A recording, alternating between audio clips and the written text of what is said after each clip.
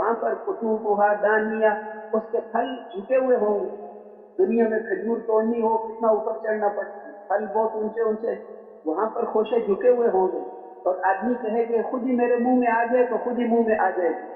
اور پھر پھلوں کے ذائقے کتنے زبردست، اور پھر وہاں پر وہ پھل کبھی ختم ہی نہیں ہوں گے. وفاکہۃ کثیرہ لا مقطوعۃ ولا ممنوعہ، بے شمار پھل ہوں گے، نہ ان کا موسم کبھی ختم ہوگا، نہ اس میں کوئی رکاوٹ ہوگی، نہ کوئی رکاوٹ ہوگی کھانے میں. اور وہ پھل ایک پھل ایسا ہوگا جس میں جنت کے سارے پھلوں کے ذائقے اس ایک کے اندر ہوں گے. اور پھر وہاں پر اللہ جل شانہ ہمیشہ ہمیشہ کی وہ ساری نعمتیں ان کو دیں گے، ہمیشہ ہمیشہ کی جوانی، ہمیشہ ہمیشہ کی نعمت. ان لکم ان تحیوا فلا تموتوا ابدا، اب تم ہمیشہ زندہ رہو گے، کبھی موت نہیں آئے گی، موت کو ذبح کر دیں. ان لکم ان تشبوا فلا تهرموا ابدا، تم ہمیشہ جوان رہو گے، کبھی بڑھاپا نہیں آئے گا. ان لکم ان تصحوا فلا تسقموا ابدا، تم ہمیشہ صحت مند رہو گے، کبھی بیمار نہیں ہوگے. ان لکم ان تنعموا فلا تبأسوا ابدا، تم ہمیشہ نعمتوں میں رہو گے، یہ نعمتیں کبھی ختم نہیں ہوں. ان کے چہروں سے نعمتوں کی تر و تازگی ٹپکتی ہوئی نظر آئے گی. تعرف فی وجوہہم نظرۃ النعیم، ان کے چہروں سے نعمتوں کی تر و تازگی ٹپکتی ہوئی نظر آئے گی. اور ایک لکڑی جگہ کی رکھنے کی قیمت، ایک لاٹھی جگہ، جنت کی ایک لاٹھی کی جگہ کی قیمت یہ ساری دنیا کے خزانے نہیں دے سکتے. وہ اصل جگہ وہاں پر اللہ جل شانہ قرآن پڑھ کے سنائیں گے، حضور صلی اللہ علیہ وسلم قرآن پڑھ کے سنائیں گے. وہاں پر جو ہے وہ نعمتیں ہوں گی، بیویاں ایسی جو ہمیشہ ہمیشہ کے لیے، اور ان کو کسی انسان اور کسی جن نے ہاتھ نہیں لگایا ہوگا، کسی نے چھوا نہیں ہوگا. اور وہاں پر جو ہے وہ ساری نعمتیں ہمیشہ ہمیشہ کے لیے ملیں گی. اور پھر ایک دنیا میں لوگ کافر جو ہیں عورتوں کے کپڑے اوپر تاکہ جسم نظر آئے، وہاں جنت میں 100 جوڑے پہنائیں گے، عورت کو 100 جوڑے پہنائیں گے، اس کے اندر سے بھی خامن کو اس کا جسم نظر آئے، اس کے دل کے اندر اس کی محبت نظر آئے گی. اور پھر اللہ جل شانہ قرآن پڑھ کے سنائیں گے، اللہ دعوت کریں گے، اللہ کی دعوت کھائیں گے، اللہ جل شانہ کی خوشبو ملاقات، وہاں پہ کیا کیا اللہ نعمتیں عطا فرمائیں گے. تو میرے محترم بھائیوں اور دوستوں، اصل زندگی اچھا یہ بات چل رہی تھی کہ نام اعمال دائیں ہاتھ میں ملے گا پھر یہ سب کچھ ہوگا. وَأَمَّا مَنْ أُوتِيَ كِتَابَهُ بِشِمَالِهِ، جس کو نام اعمال بائیں ہاتھ میں مل گیا، فَيَقُولُ يَا لَيْتَنِي لَمْ أُوتَ كِتَابِيَهْ، وہ کہے گا کہ کاش کہ مجھے نام اعمال ہی نہ ملتا.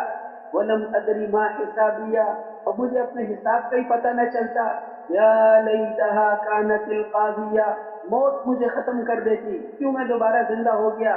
ما اغنی عنی مالیہ، میرا مال میرے کسی کام نہیں آیا، میری چودراہٹ اور میرے ساتھی، میرے دوست، میری کوئی چیز میرے کام نہیں آئی. اللہ فرمائیں گے خذوہ فغلوہ، اس مجرم کو پکڑو. جب اللہ جل شانہ فرمائیں گے پکڑو، تو 4 لاکھ روایتوں میں آتا ہے 4 لاکھ فرشتے دوڑ کر جائیں گے. اس مجرم کو پکڑو. اس مرد عورت کو جب وہ فرشتے پکڑیں گے تو وہ کہے گا میرے پر رحم کھاؤ، تو وہ کہیں گے آج سب سے بڑے رحمان نے تیری سزا کا فیصلہ کر دیا ہے، اب کوئی تیرے پر رحم کھانے والا نہیں، اس کو آگ کی زنجیروں میں باندھ دو. اس دن مجرم کہے گا کہ اللہ میرے بدلے میں میرے بیٹوں کو دوزخ میں ڈال دے، یہ بھی تھوڑے ہیں، میری بیوی کو دوزخ میں ڈال دے، یہ بھی تھوڑے ہیں، میرے بھائیوں کو دوزخ میں ڈال دے. یود المجرم لو یفتدی من عذاب یومئذ ببنیہ وصاحبتہ واخیہ وفصیلتہ التی تؤویہ، یہ بھی تھوڑے ہیں، میرے پورے خاندان کو دوزخ میں ڈال دو، مجھے تو بچا دو. کلا انہا لظی، ہرگز نہیں، اب تو تمہیں اس آگ میں جانا پڑے گا جو سیدھی دل پر اثر کرتی. وہ آگ جب ان کو دیکھے گی تو چیخے گی، چنگاڑے گی کہ جلدی ان کو لاؤ. پھر جب ان کو زنجیروں میں باندھ کر اس آگ میں ڈالا جائے گا تو وہ موت کو پکاریں گے، تو فرشتے کہیں گے کہ اب ایک موت کو نہ پکارو، اب تو بہت ساری موتوں کو پکارو، کہ ہر مصیبت کی انتہا موت ہوتی ہے، تو تمہاری مصیبتوں کی تو کوئی انتہا ہی نہیں. لا تدعوا اليوم ثبورا واحدا وادعوا ثبورا كثيرا، آج بہت ساری موتوں کو پکارو. تمہارے پاس نبی نہیں آئے تھے تو فرشتے ان سے پوچھیں گے نبی نہیں آئے تھے؟ وہ کہیں گے نبی تو آئے تھے، کہ پھر تم نے کیا کہا تھا؟ کہ ہم نے ان کو کہا تھا کہ تم جھوٹ بولتے ہو. अल्लाह जल्ल फ़अतरफ़ू बिज़ंबिहिम, वो अपने जुर्मों का इकरार करेंगे, वहां पर इकरार करेंगे कि हमसे गलती हो गई। फसुहक़न लिअस्हाबिस सईर, फटकार हो, लानत हो दोज़ख वालों पर, अल्लाह की लानत हो। अब वो वहां पर तो कोई फायदा नहीं इकरार करने, वहां काफिर अपने अपने अफसोस हसरत करते हुए पूरा बाजू चुबा के खा जाए, लेकिन वहां फायदा ही नहीं। तो ये दुनिया की जिंदगी, ये मेहनत की जगह है, यहाँ पर अल्लाह को राजी करना है। मरने के बाद खून के आंसू भी रोएंगे, कोई फायदा नहीं होगा। इसलिए कुरान पाक में फरमाया कि ये काफिरों का दुनिया में मजे करना, ये तुम्हें हरगिज धोखे में न डाल दे। ला यगुर्रन्नका तक़ल्लुबुल लज़ीना कफ़रू फ़िल बिलाद, इन काफिरों का दुनिया में मजे करना ये तुम्हें हरगिज धोखे में न डाल दे। मताउन क़लील, ये बहुत थोड़े मजे हैं। सुम्मा मअवाहुम जहन्नम, इनका ठिकाना जहन्नुम है। वो नेमत कोई नेमत नहीं जिसके बाद दोज़ख में जाना पड़े। हदीस शरीफ में आता है क़यामत के दिन शुरू शुरू में अल्लाह जल्ल शानुहु एक ऐसे काफिर को बुलवाएंगे जो दुनिया में सबसे ज्यादा नेमतों में, कि अनआमी अहले दुनिया, दुनिया में सबसे ज्यादा नेमतों में था, सबसे ज्यादा नेमतों में, लेकिन काफिर था। उसको अल्लाह जल्ल शानुहु बुलवाएंगे और बुलवा कर फरमाएंगे इसको आग में एक गोता देकर ले आओ, दोज़ख में एक गोता देकर ले आओ। फिर उससे पूछेंगे दुनिया में जिंदगी कैसे गुजारी थी, तो वो अर्ज करेगा कि ए अल्लाह, आपके नाम की कसम, मैंने तो कभी कोई नेमत देखी, मैंने तो कोई नेमत देखी। सबसे ज्यादा नेमतें उसके पास थी, खाना खाने भी जहाज पर जाता है, सबसे ज्यादा नेमतें उसके पास, और जहन्नुम को देखकर कसमें खाएगा कि मैंने कोई नेमत नहीं देखी। अभी तो देखा, अंदर जाएगा दोज़ख में तो पता चलेगा। फिर अल्लाह जल्ल शानुहु उस ईमान वाले को बुलाएंगे जो दुनिया में सबसे ज्यादा मुशक्कतों में था, अशद्दुन्नास बुअसन, दुनिया में सबसे ज्यादा मुशक्कतों वाला, उसको बुलाएंगे और फरमाएंगे इसको जन्नत में एक गोता देकर लाओ, जन्नत में गोता देकर लाएंगे। फिर उससे पूछेंगे तुमने दुनिया में जिंदगी कैसे गुजारी थी, तो वो अर्ज करेगा कि ऐ अल्लाह, आपके नाम की कसम, मा रअयतु शिद्दतन क़त्तु, मैंने तो कोई तकलीफ देखी नहीं। जन्नत देखकर दुनिया की सारी तकलीफें भूल गया। ये सबसे ज्यादा तकलीफों में मुसलमान था, कोई काम भी इसका पूरा नहीं हुआ, लेकिन जन्नत देखकर सारी दुनिया तो बस इतनी ही, जन्नत देखकर सारी तकलीफें भूल जाएगी। तो मेरे मोहतरम भाइयों और दोस्तों, असल जिंदगी आखिरत वाली जिंदगी है। उसकी कामयाबी के लिए सबसे पहले ईमान बनाना कि करने वाली जात अल्लाह की है, अल्लाह हमारे साथ हो गए तो हम कामयाब हैं, अल्लाह हमसे राजी हो जाए। हजूर सल्लल्लाहु अलैहि वसल्लम ताइफ से वापस आए, कई मील पत्थर मारे। उस वक्त आपने बाग में कहा कि अल्लाह, आपने मुझे किन दुश्मनों के हवाले कर दी, मक्के वाले भी मेरे दुश्मन, ताइफ वाले भी मेरे दुश्मन। फिर आपने कहा कि अल्लाह, अगर आप मुझसे राजी हैं तो मुझे इंसानों में से किसी की भी परवाह नहीं, और अगर आप नाराज हो गए तो आपके चेहरे के उस नूर की कसम जिसके तो फैल सारी अंधेरियां रोशन हो जाती हैं और जिससे इंसानों के दुनिया और आखिरत के सारे काम संवर जाते हैं, अल्लाह आपको राजी करना जरूरी है। जब तक कि आप राजी न हो जाएं, वलकल उतबा हत्ता तरवा, वलकल उतबा हत्ता तरवा, अल्लाह आपको राजी करना जरूरी है जब तक कि आप राजी न हो। और आपने इरशाद फरमाया जो लोगों को खुश करने के लिए अल्लाह को नाराज करेगा, इसने अल्लाह को तो नाराज कर लिया, ये लोग भी आगे जाकर इसके दुश्मन बनेंगे। और जिसने अल्लाह को खुश करने के लिए लोगों को नाराज किया, अल्लाह उसके लिए सबकी तरफ से काफी, अल्लाह उसके लिए काफी। इसलिए अल्लाह को हर हाल में राजी करना है। तो इसलिए यकीन बनाना वो बनेगा दावत देने से। अल्लाह के रास्ते में निकलकर कौन भाई रोजाना ज्यादा दावत देगा इंशाअल्लाह, रोजाना दावत देंगे ना इंशाअल्लाह। मेरे मोहतरम भाइयों और दोस्तों, आमाल पर इस्तिकामत मिलती है ईमान के बकदर, और इखलास आदमी में आता है ईमान के बकदर। हर अमल की कीमत लगती है ईमान के बकदर, और पूरे दीन पर चल सकता है ईमान के बकदर, और गुनाहों से बच सकता है ईमान के बकदर, और ईमान बनता है दावत देने से। तो रोजाना दावत देंगे ना इंशाअल्लाह। और फिर उसके बाद नमाजों पर मेहनत, अपनी नमाज बहुत अच्छी पढ़ना, पहली सफ में बैठने की कोशिश करना, अगली सफों में आना, पहले से आना। हजरत अब्दुल्लाह इब्न उमर रज़ी अल्लाह अन्हु उनके शागिर्द फरमाते हैं कि वो इतनी आहिस्ता आहिस्ता मस्जिद में आते थे कि अगर चूंटी उनके साथ मुकाबला करती तो चूंटी भी आगे निकल जाती। हयात साहबा में लिखता है इतनी आहिस्ता आहिस्ता, वो पहले से आते थे, नमाज खड़ी होने से काफी पहले आ जाते थे। और जो देर से आता है वो भाग भाग कर आता, जो देर से आया ایسا ایسا آتے تھے، ایسے کہ چونٹی بھی آگے نکل گئی۔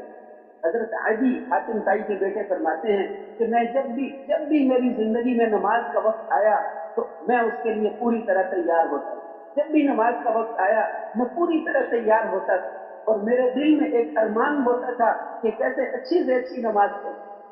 حضور صلی اللہ علیہ وسلم جب مختصر نماز بھی پڑھتے تھے، فجر کی سنتیں مختصر پڑھتے تھے، لیکن رکوع اور سجدہ پورا کرتے تھے، رکوع اور سجدہ پورا فرماتے تھے۔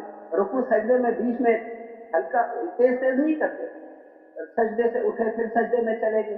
ایک صحابی انہوں نے ایسے نماز پڑھی، آ کر بیٹھے، آپ نے فرمایا کہ اٹھو نماز پڑھو، تم نے نماز نہیں پڑھی۔ انہوں نے پھر پڑھ لی، پھر آ کر بیٹھ کر آپ نے فرمایا اٹھو نماز پڑھو، تم نے نماز نہیں پڑھی۔ صحابی نبی کو دیکھ رہے ہیں، نبی ان کو دیکھ رہے ہیں، اتنا ایمان۔ پھر 3 دفعہ، پھر اس کے بعد انہوں نے عرض کیا اللہ کے رسول مجھے تو ایسی ہی آتی۔ آپ نے فرمایا ادھر آؤ، پھر ان کو سکھایا، سجدے سے پوری طرح نہیں اٹھتے، تو آپ فرما رہے ہیں کہ نماز ہی نہیں ہوئی، اس لیے اپنی نماز کو تسلی سے پڑھنا، ٹھہر کے پڑھنا، ٹھہر کے بہت عظمت کے ساتھ اللہ اکبر، اللہ کا نام بڑی عظمت سے لینا، اور پھر آہستہ آہستہ الحمدللہ رب العالمین، میں کیا پڑھ رہا ہوں اس کو سوچ رہا، دھیان اس طرف ہو، دھیان جمانے کی کوشش کرنا، سکون کے ساتھ نماز پڑھنا۔ نماز میں ہاتھ نہیں ہلانے، ادھر خارش ادھر خارش، ہاتھوں پر پابندی، نظر پر بھی پابندی، نظر ادھر ادھر نہیں کرنی، کون آ رہا ہے کون جا رہا ہے۔ تیسرا دھیان پر پابندی، اللہ دیکھ رہے ہیں، اللہ سن رہے ہیں۔ اسی طرح اپنی نماز کو اچھا بنانے کی محنت کریں گے انشاءاللہ۔ پھر اس کے ساتھ ساتھ جو ہے، اس کے ساتھ ساتھ علم حاصل کرنا، 24 گھنٹے کے حلال حرام کو سیکھنا یہ ضروری ہے، فرض ہے ہر مسلمان مرد عورت۔ عورتیں اپنے خاندانوں کے ذریعے سے مسائل مفتی صاحبان سے پوچھ کر اس پر عمل کریں۔ ہم کوئی کاروبار کرنا ہے، کوئی کام بھی کرنا ہے، مفتی حضرات سے معلوم کریں۔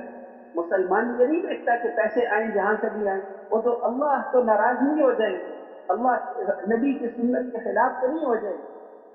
ابن عربی، ایک امام گزرے ابن عربی، انہوں نے اپنی کتاب میں لکھا ہے کہ استنجا سنت کے مطابق کر لو، استنجا سنت کے مطابق کر لو، اس سے اتنا نور ملتا ہے اللہ کی طرف سے کہ فرمایا کہ اتنا نور سورج اور چاند میں نہیں جتنا نور استنجے کی سنتوں سے ملے۔ استنجا سنت کے مطابق کرنے سے سورج سے زیادہ نور اللہ دیتے ہیں۔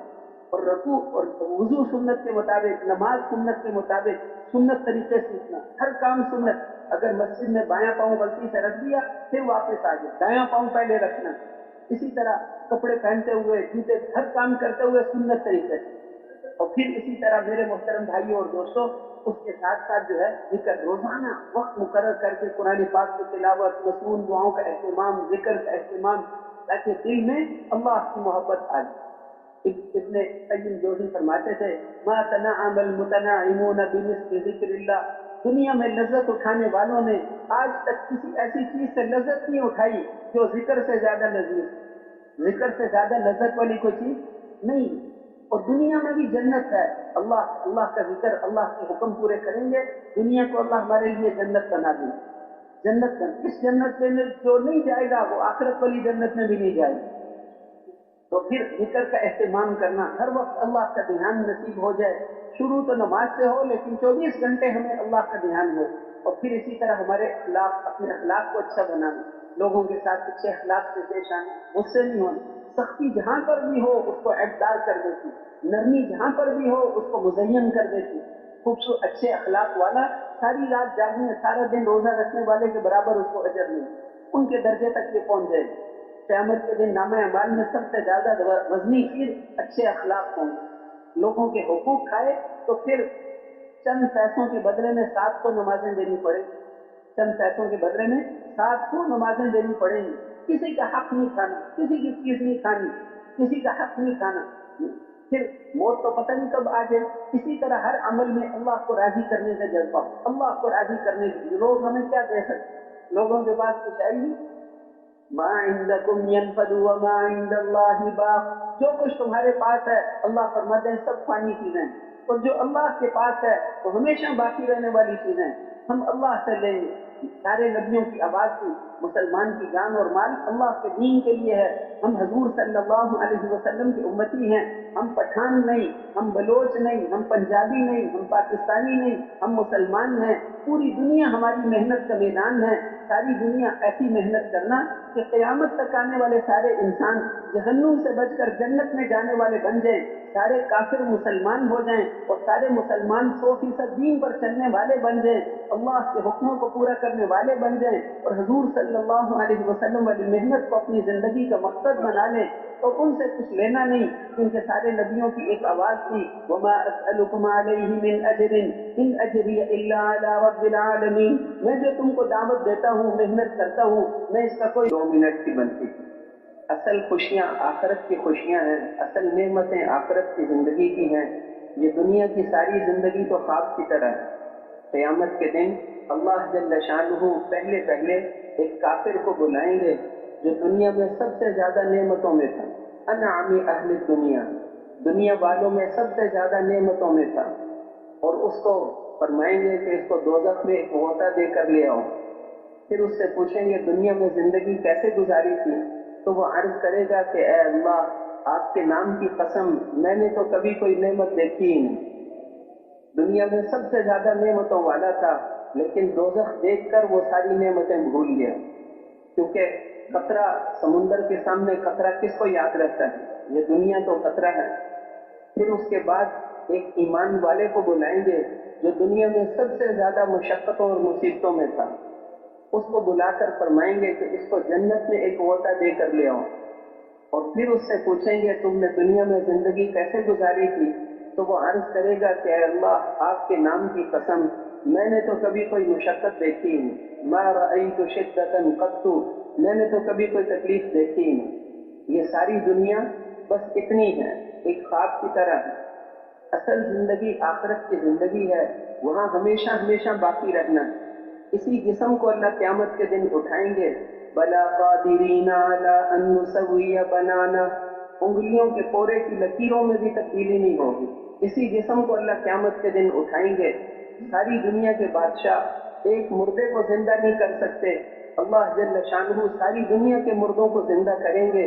قل ان الاولین والآخرین لمجموعون الی میقات یوم معلوم، تمہارے اگلے اور تمہارے پچھلے یہ سارے میدان محشر میں جمع ہوں گے۔ دنیا میں جو سمندر میں ڈوب گیا تھا، جو ایٹم بم سے مر گیا تھا، جس کا جسم بھی نہیں ملا تھا، اس کو بھی اللہ قیامت کے دن اٹھائیں گے۔ وہ مکے والے کافر کہتے تھے اَإِذَا مِتْنَا وَكُنَّا تُرَابًا وَعِظَامًا أَإِنَّا لَمَبْعُوثُونَ، جب ہم ہڈیاں بن جائیں گے اور جب ہم مٹی ہو جائیں گے پھر ہم دوبارہ اٹھائے جائیں گے۔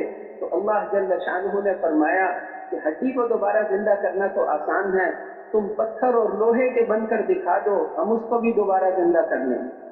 اور کوئی اس سے بھی زیادہ سخت چیز، قل کونوا حجارة او حدیدا، تم پتھر بن جاؤ، لوہے کے بن جاؤ، یا کوئی ایسی چیز بن جاؤ جس کو زندہ کرنا تمہارے خیال میں لوہے سے بھی مشکل ہو، ہم اس کو بھی دوبارہ زندہ کر سکتے ہیں۔ وہ بڑی قدرت والے ہیں، اللہ جل شانہ بڑی قدرت والے ہیں، اس کائنات کی ہر چیز کے مالک ہیں، مشرق اور مغرب کے مالک ہیں، شمال اور جنوب کے مالک ہیں، سورج اور چاند ستاروں کے مالک ہیں، یہ آسمانوں اور زمینوں کی ساری مخلوق اس کی غلام ہیں۔ ان کل من فی السماوات والارض الا آتی الرحمن عبدا، آسمان اور زمین کی ساری مخلوق اس کی غلام ہیں۔ وعنت الوجوہ للحی القیوم، سارے کے سارے چہرے اس کے سامنے، اس حی اور قیوم کے سامنے جھک جائیں گے۔ اس دن کوئی اپنی مرضی سے بول بھی نہیں سکے، صرف وہی بولے گا جس کو بولنے کی اللہ جل شانہ اجازت دیں گے۔ وہاں کوئی بول نہیں سکتا، کسی کی آواز تم نہیں سنو گے، کسی کی آواز تم نہیں سنو گے سوائے اس کے کہ جو اللہ جل شانہ جس کو بولنے کی اجازت دیں گے۔ یہ ساری کی ساری کائنات اللہ کے حکم کے مطابق اللہ کے تابع ہے، اللہ جو چاہتے ہیں وہ اس کائنات میں ہوتا ہے۔ جیسے اس ساری کائنات کو اللہ نے پیدا کیا، اسی طرح حکم بھی اسی کا چلتا ہے، عزت وہی دیتے ہیں، ذلیل وہی کرتے ہیں۔ چیزوں سے زندگی نہیں بنتی، مال سے، ملک سے، چیزوں سے، سامانوں سے، یہ ساری دنیا مچھر کے پر کے برابر بھی نہیں۔ ایک دفعہ حضور صلی اللہ علیہ وسلم راستے میں تشریف لے جا رہے تھے، ایک کوڑے کے ڈھیر کے پاس کھڑے ہو گئے. صحابہ کرام بھی تھے. آپ نے ان سے ایک بکری کا مرا ہوا بچہ پڑا تھا اور بدبودار اور اس کے کان بھی چھوٹے چھوٹے عیبدار جانور تھا. صحابہ سے آپ نے پوچھا کہ تم میں سے کون اس کو 1 درہم کے بدلے میں خریدے گا؟ صحابہ کرام نے عرض کیا کہ اللہ کے رسول، اگر یہ زندہ بھی ہوتا تو عیبدار جانور تھا، پھر بھی ہم نہ لیتے. اب تو مرا ہوا ہے، بدبودار ہے، اب اس کو کون لے گا؟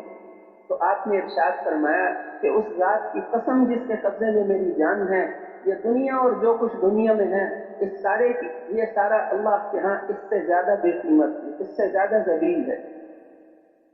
حضرت عمر رضی اللہ عنہ بھی ایک دفعہ اپنے گورنروں کے ساتھ ادھر ہی کوڑے کے ڈھیر کے پاس سے گزر رہے تھے. وہ بھی کھڑے ہو گئے. انہوں نے کہا حضرت کیا ہو گیا؟ فرمایا اس کو سونگو، یہ وہ دنیا ہے جس کے پیچھے تم چلتے ہو. یہ دنیا ہے، یہ کوڑے کا ڈھیر، گندگی کا ڈھیر، یہ وہ دنیا ہے. تو اس لیے دنیا کی اللہ کے ہاں کوئی قیمت نہیں. حجۃ الوداع کے خطبے میں جب حضور صلی اللہ علیہ وسلم کا معجزہ اللہ نے ظاہر فرمایا تھا، 2 میل دور والا بھی آپ کی آواز کو ویسے ہی سنتا تھا جیسے سامنے والا سنتا تھا.